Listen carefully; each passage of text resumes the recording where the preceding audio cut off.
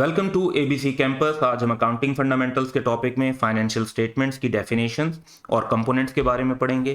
तो सिंपली हम दो एंगल्स को कवर कर रहे हैं इसमें, डेफिनेशंस को और कंपोनेंट्स ऑफ फाइनेंशियल स्टेटमेंट्स को, यानी फाइनेंशियल स्टेटमेंट में कौन कौन सी स्टेटमेंट शामिल होती है। तो इन दो पॉइंट्स की तरफ वन बाय वन चलते हैं। सबसे पहले डेफिनेशंस की बात करेंगे तो फाइनेंशियल स्टेटमेंट्स बेसिकली एक एंटिटी की रिपोर्ट्स होती हैं। तो पहली बात हम ये ध्यान में रख सकते हैं कि ये रिपोर्ट्स हैं ऑफ द एंटिटी। दूसरी बात यह है कि ये किसको रिपोर्ट दी जा रही होती है। ये कंपनी के स्टेक होल्डर्स को प्रोवाइड की जा रही है। स्टेक होल्डर्स का लफ्जी मतलब क्या बनता है? जो लोग इंटरेस्टेड होते हैं कंपनी की डिसीजन मेकिंग में, इन्वॉल्वमेंट में, तो उनको प्रोवाइड की जा रही होती है। इसमें कंपनी के जो इन्वेस्टर्स हैं, शेयर होल्डर्स हैं, कंपनी को जिन्होंने लोन दिया हुआ है जैसे बैंक्स वगैरह, और कंपनी के जो क्रेडिटर्स हैं, वो सब इसमें शामिल हैं। उनको इन रिपोर्ट्स के थ्रू हम क्या दे रहे होते हैं? ऑब्वियसली हम वो इंफॉर्मेशन दे रहे होते हैं जिससे वो डिसीजन मेकिंग कर सकें।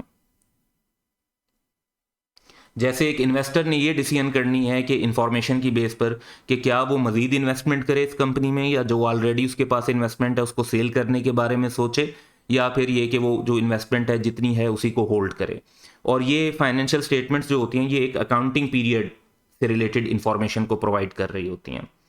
तो यहाँ पर ये हमारे जो टोटल हैं चार बातें होंगी कि ये एक एंटिटी की रिपोर्ट होती है जिसमें स्टेक होल्डर्स को इन्फॉर्मेशन दी जाती है।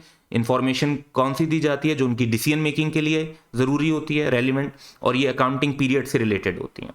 अब यहाँ पे दो टर्म्स बोल्ड हुई हैं, देखें, एक है एंटिटी और एक है अकाउंटिंग पीरियड। तो इनको ज़रा देखते हैं। टर्म एंटिटी जो है वो किसी भी टाइप ऑफ ऑर्गेनाइजेशन या बिजनेस के लिए यूज होती है जिसके लिए हम अकाउंटिंग कर रहे होते हैं, यानी जिसके लिए हम अकाउंटिंग रिकॉर्ड मेंटेन कर रहे हैं, जिसके लिए हम फाइनेंशियल स्टेटमेंट्स बना रहे हैं।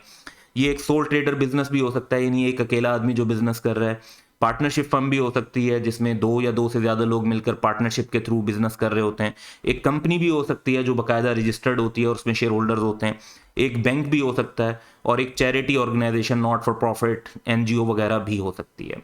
तो एंटिटी बड़ा सिंपल कॉन्सेप्ट है कि कोई भी ऐसा ऑर्गेनाइजेशन या बिजनेस जिसके लिए हम अकाउंटिंग का रिकॉर्ड मेंटेन कर रहे हैं और फाइनेंशियल स्टेटमेंट्स बना रहे हैं, वो हमारे लिए एंटिटी है।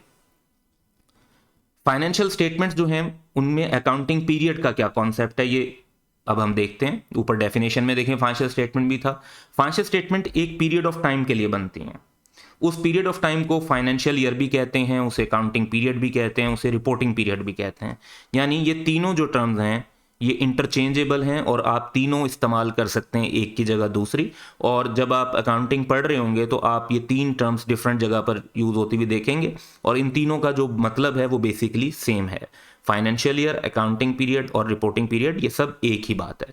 इनफैक्ट इन तीनों का मतलब क्या है? वो पीरियड जिसके लिए हम फाइनेंशियल स्टेटमेंट्स बना रहे होते हैं। जैसे फॉर द ईयर एंडेड 31 दिसंबर 2022 का मतलब है कि 1 जनवरी से लेकर 31 दिसंबर के वो 12 महीने हैं जो हमारा फाइनेंशियल ईयर या अकाउंटिंग पीरियड है जिसके लिए हम फाइनेंशियल स्टेटमेंट्स बना रहे हैं।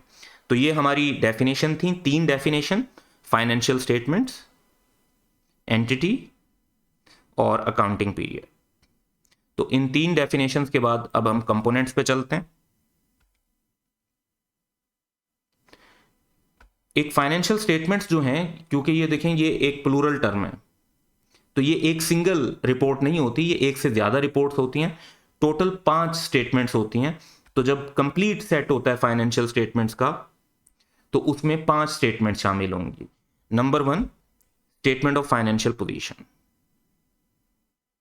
स्टेटमेंट ऑफ फाइनेंशियल पोजीशन को बैलेंस शीट भी कहा जाता है, और ये एक, जिस तरह इसका नाम है स्टेटमेंट ऑफ फाइनेंशियल पोजीशन, तो ये एक बिजनेस की फाइनेंशियल पोजीशन को रिपोर्ट करती है एक पर्टिकुलर डेट पे। यूजुअली वो डेट फाइनेंशियल ईयर का एंड होता है। और फाइनेंशियल पोजीशन बेसिकली क्या है कि एक बिजनेस अगर फाइनेंशियली स्ट्रांग है कि वो अपने डेट्स को आराम से पे कर सकता है, उनके पास इतने एसेट्स हैं कि वो बुरे हालात में भी सर्वाइव कर सकते हैं, तो ये स्ट्रांग फाइनेंशियल पोजीशन होगी। और अगर एक बिजनेस की फाइनेंशियल पोजीशन वीक है तो वो टिपिकली ये शो हो रहा होगा कि उनकी लाइबिलिटीज़ काफ़ी ज़्यादा हैं, उनको लोगों के बहुत ज़्यादा पैसे देने हैं, और उनके पास जो एसेट्स हैं वो उतने ज़्यादा नहीं हैं, रिसोर्सेज कम हैं और लोगों के पैसे ज़्यादा देने हैं। तो ये एक वीक फाइनेंशियल पोजीशन को रिफ्लेक्ट कर रहा होगा। तो इस स्टेटमेंट ऑफ फाइनेंशियल पोजीशन के अंदर एसेट्स, लाइबिलिटीज और इक्विटी को ऑनर्स कैपिटल भी कहते हैं, उसके बारे में इंफॉर्मेशन शामिल होती है। फिर हमारी सेकंड स्टेटमेंट होती है स्टेटमेंट ऑफ कम्प्रिहेंसिव इनकम। इसमें बेसिकली बिजनेस की फाइनेंशियल परफॉर्मेंस जो एक पीरियड के दौरान रही होती है उसके ऊपर हम बात करते हैं। इन सिंपल वर्ड्स अगर आप बात करें तो प्रॉफिट और लॉस की बात कर रहे होते हैं। तो इसके अंदर दो पार्ट्स होते हैं, एक पोर्शन होता है प्रॉफिट और लॉस जो कि मेन पोर्शन है, इसमें हम इनकम और एक्सपेंसेस को रिफ्लेक्ट कर रहे होते हैं। इनकम ज़्यादा होती है तो हमारे पास प्रॉफिट आ जाता है, अगर इनकम कम हो और एक्सपेंसेस ज़्यादा हो तो हमारे पास लॉस आ जाता है। तो बेसिकली इससे हम प्रॉफिट और लॉस कैलकुलेट कर रहे होते हैं। फिर एक और इसी का पोर्शन होता है जो कि बेसिक लेवल पर तो नहीं पढ़ाया जाता, एडवांस लेवल पर हम अमूमन सब्जेक्ट्स में इसको कवर करते हैं, वो है statement of other comprehensive income. और ये इसमें दूसरे गेन्स और लॉसेज होते हैं, यानी इनकम और एक्सपेंसेस ऐसे होते हैं जो नॉर्मल प्रॉफिट और लॉस के अंदर शामिल नहीं किए जाते। तो ये एडवांस स्टेज पर कवर करेंगे। फिर हमारे पास तीसरी स्टेटमेंट होती है statement of changes in equity. इसमें बेसिकली हम ये देखते हैं कि एक ऑनर्स की जो वेल्थ है उसके अंदर पूरा साल के दौरान क्या क्या चेंजेस आए हैं। स्टेटमेंट ऑफ कैश फ्लोज, कहाँ कहाँ से पैसे आए और कहाँ कहाँ उनको पैसों को पे किया गया। और फिर notes to the financial statement. इन नोट्स के अंदर पहली ये जो हमने 4 स्टेटमेंट्स पढ़ी हैं इन्हीं की फर्दर डिटेल भी होती है और कुछ नॉन फाइनेंशियल इंफॉर्मेशन भी होती है, कुछ फर्दर डिटेल्स भी होती हैं। तो इन नोट्स के अंदर बाकी जो 4 स्टेटमेंट्स हैं उनसे रिलेटेड स्पोर्टिव इंफॉर्मेशन होती है जो डिसीजन मेकिंग में हेल्प करती है। तो ये अभी जो बेसिक लेवल जब हम पढ़ रहे होते हैं तो हमारा पहली 2 financial statements, statement of financial position और स्टेटमेंट ऑफ कम्प्रिहेंसिव इनकम में भी स्टेटमेंट ऑफ प्रॉफिट और लॉस, इनके ऊपर मेन फोकस होता है। और जो बाकी स्टेटमेंट्स हैं वो हम फिर एडवांस्ड सब्जेक्ट्स के साथ कवर करते हैं। तो ग्रेजुअली 1 बाय 1 बाकी भी कवर होंगी, लेकिन जब इनिशियली हम बात कर रहे होंगे तो हमारा main focus statement of financial position और स्टेटमेंट ऑफ कम्प्रिहेंसिव इनकम पे होगा। That's all for today, have a good day.